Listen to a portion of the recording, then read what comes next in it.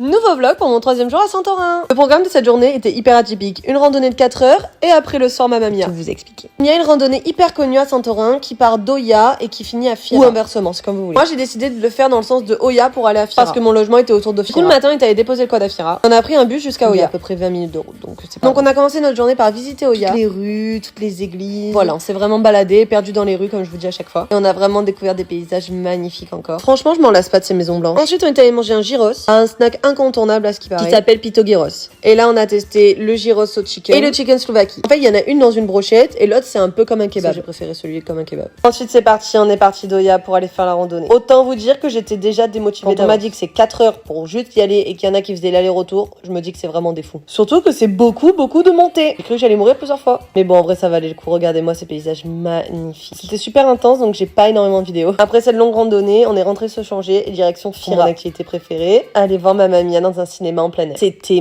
incroyable. Non mais regardez-moi cette vue. En fait, le conseil, c'est que dès que le soleil se couche, il vous passe Mamma Mia. Vous pouvez commander à manger, à boire. Et en fait, tout le monde a un petit casque. Comme ça, au niveau du son, tout le monde est bien. À la fin, ça part bien évidemment en karaoké. C'est vraiment une expérience à faire et en plus, vous pouvez réserver les billets en ligne. Je suis restée 5 jours à Santorin. Donc abonnez-vous pour voir les autres jours.